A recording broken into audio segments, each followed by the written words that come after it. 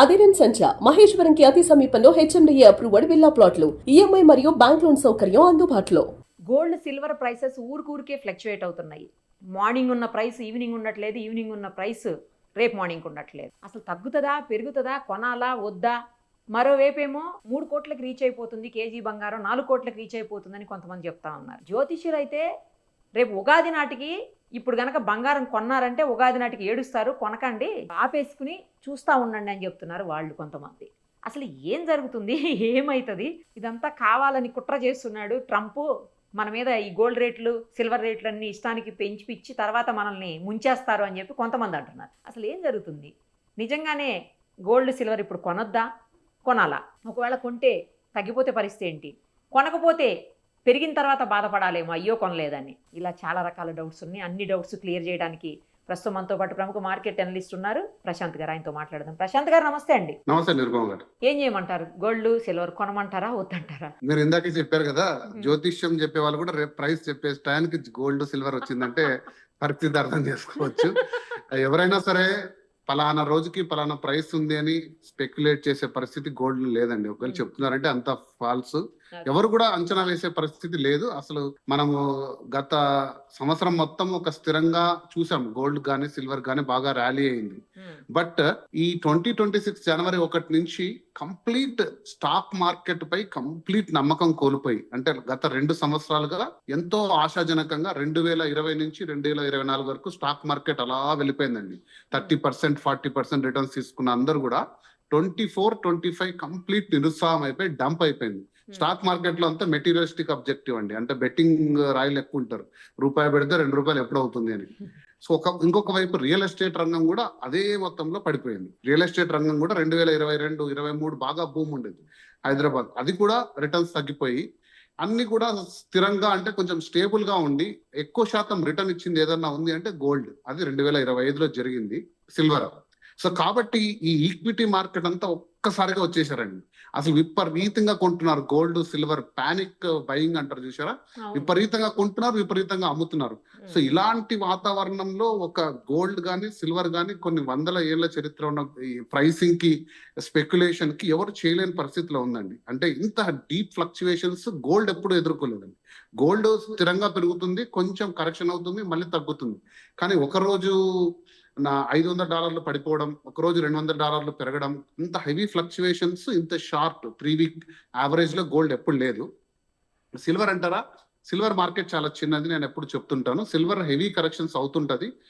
But ఈ 40 days 40 కూడా కాదు 35 డేస్ తీసుకుంటే సిల్వర్ కూడా హెవీ ఫ్లక్చుయేషన్స్ కి జరిగింది. కాబట్టి ఎవరు అంచనా వేయలేని పరిస్థితుల్లో గోల్డ్ సిల్వర్ ఉంది. కాబట్టి మీరు కొద్దిగా వెయిట్ చేయండి అని నేను చెప్తాను. అంటే మీరు గిన ఒక పొటెన్షియల్ బయర్, అంటే ఆశాజనకంగా నా దగ్గర పర్లేదు, ఒక ₹1,00,000 ఉన్నాయి, దీన్ని అట్లా పెట్టుందాము, ఏమి ఇబ్బంది లేదు అనుకుంటే గోల్డ్ సిల్వర్ లో ఇన్వెస్ట్ చేయండి. అదర్వైజ్ చాలా మంది ఏం చేశారంటే, నేను చెప్తూనే ఉన్నాను వీడియోస్ లో, చాలా మంది ఉన్న గోల్డ్ తాకట్టు పెట్టడము, క్రెడిట్ కార్డులు స్వైప్ చేసి డబ్బులు తీసుకురావడము, ఎక్కడెక్కడన్నా డబ్బులు తీసుకొచ్చి గోల్డ్ సిల్వర్ పెడితే నెల రోజుల్లో డబుల్ అవుతుంది. కొద్దిమందికి అయింది. దాదాపుగా 1,80,000 తీసుకున్నారు కొద్దిమంది సిల్వర్. నేను చెప్పాను కొద్దిమందికి, అప్పుడు వాళ్ళందరూ కూడా 4 lakhs ఉన్నప్పుడు కొద్దిమంది సేల్ చేసుకున్నారు, కొద్దిమంది ఇంకా హోల్డ్ చేసుకున్నారు. సో ఇటువంటి తరుణంలో ప్రతి ఒక్కరు అప్పులు చేసుకొచ్చి మరి ఈ 1 month లో చాలా పానిక్ బయింగ్ చేశారండి. వాళ్ళందరూ కూడా మళ్ళీ పానిక్ సెల్లింగ్ చేస్తున్నారు, అరే ఎక్కువ లాస్ వస్తుందేమో, ఇంకా పడిపోతుందేమో అని. సో వాళ్ళందరికీ కూడా నేను చెప్పేది ఒకటి ఏంటంటే, ఇది లాంగ్ టర్మ్ పర్స్పెక్టివ్ లను కొనండి. అసలు మీరు ఈ మార్కెట్లోకి రావద్దండి. ఈ రోజు కొని 1 week 1 month కు డబుల్ అయ్యే స్కీమ్లు స్కామ్లు, మెటల్స్ అలా ఉండదండి. Commodity marketing is different, equity market is different. రెండింటికి మీకు తేడా తెలియకుంటే ప్లీజ్ డోంట్ ఇన్వెస్ట్. కమాడిటీలోకి రావద్దండి. మెటల్స్ అనేటి ఒక లాంగ్ టర్మ్ గ్రోత్ కూడా కాదు, ఇన్సూరెన్స్. నేను ఎప్పుడు చెప్తానండి, సిల్వర్ అండ్ గోల్డ్ అనేటివి ఇన్సూరెన్స్ అసెట్స్. మన పెద్దల తప్పటి నుంచి కూడా బంగారు అనేది, అంటే ఒక ఎకనామిక్ అడ్వైజర్స్ గా జనరల్ గా మార్కెట్ ఒకటి ఏంటంటే, మీ జీవితంలో ఎలా మీరు ఎంత పెద్దవారైనా కానివ్వండి, ఒక మిడిల్ క్లాస్ కానీ అప్పుడప్పుడు కలిసి 1 కిలో బంగారు కొనమని చెప్తారండి. ఇది ఒక ఎకనామిక్ అడ్వైస్. అప్పుడు కిలో అంటే మీకు ఈరోజు చాలా పెద్ద కనపడవచ్చు, కానీ 1 కిలో బంగారు, ఎందుకంటే అది మీ ఇన్సూరెన్స్ అసెట్. మీ పరిస్థితులు అన్ని కూడా చాలా ఇబ్బందులు వచ్చినా 1 కిలో బంగారు మిమ్మల్ని కాపాడుతుంది అని, అది కొన్ని వందల సంవత్సరాల నానుండి ఈ రోజు కూడా మీరు కిలో ప్రైస్ తీసుకున్నారంటే 1.5 CR ఉండే ప్రైస్ మీ ఖచ్చితంగా మీ లైఫ్ కి ఖచ్చితంగా ఒక సేఫ్టీ నెట్. ఆ రోజుల్లో ఒక 1 కిలో సేఫ్టీ నెట్టే, ఈ రోజు కూడా 1 కిలో సేఫ్టీ నెట్టే. బట్ అది 10 ఏళ్ళలో అక్వైర్ చేయండి, 20 ఇయర్స్‌లో అక్వైర్ చేయండి.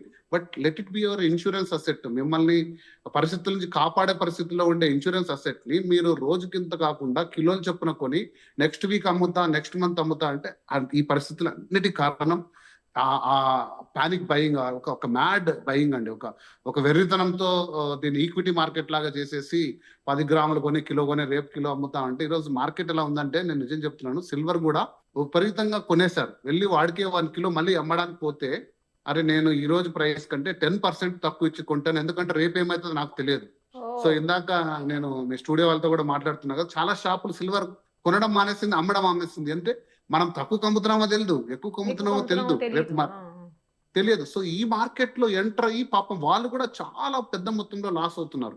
సో కాబట్టి ఈ వెర్రితనం కొన్ని రోజులు ఆగి మళ్ళీ నార్మల్, అంటే కమాడిటీలో ఇన్వెస్ట్ చేసే నార్మల్ ఇన్వెస్టర్స్ వచ్చి వీటిని తీసుకుంటూ పోతే ఖచ్చితంగా వీటికి షైన్ అయ్యేదే. ఎందుకంటే ప్రపంచంలో మనం చాలాసార్లు చెప్పాము, సిల్వర్ అనేది ఇన్వెస్ట్మెంట్ కంటే ఎక్కువ ఇండస్ట్రీకి అవసరాలు ఉన్నాయి, దానికి అనుగుణంగా ప్రొడ్యూసర్ చేయలేకపోతున్నాయి.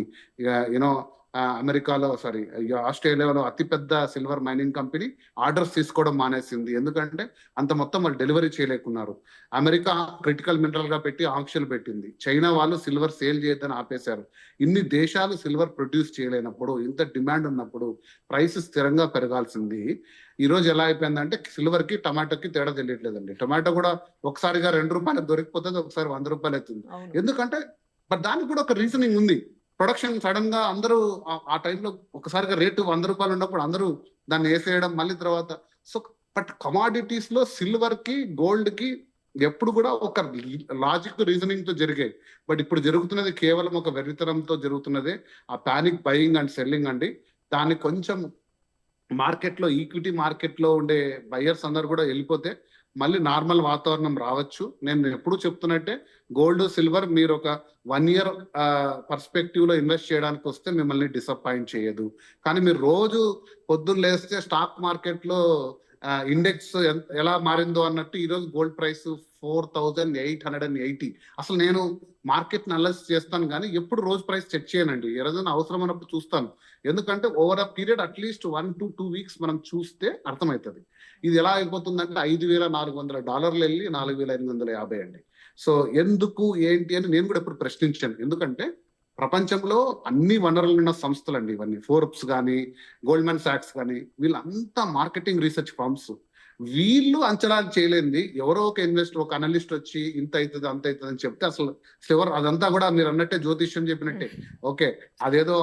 సో కాబట్టి మీరు ఎందుకు పెరుగుతున్నా ఎందుకు పెరగట్లేదని సహేతుకంగా కారణాలు లేనప్పుడు మీ నిర్ణయం మీకే ఉండదు కంప్లీట్ గా, ఎవరు చెప్పలేరు. ఇప్పుడు నిజంగా ఎవరన్నా వచ్చి ఎందుకు పెరుగుతున్నాయి అని చెప్పే పరిస్థితి మాకు లేదండి. ఇంతకు ముందు అంతర్జాతీయ పరిస్థితుల దృష్ట్యా పలు రకాల కారణాలతో గోల్డ్ పెరిగింది, పెరుగుతుందని అంచనా ఉంది. కానీ ఇంత పొటెన్షియల్ ఫ్లక్చువేషన్స్, వొలటాలిటీ ఉన్నప్పుడు కారణాలు ఎతకడం ఆపేయండి.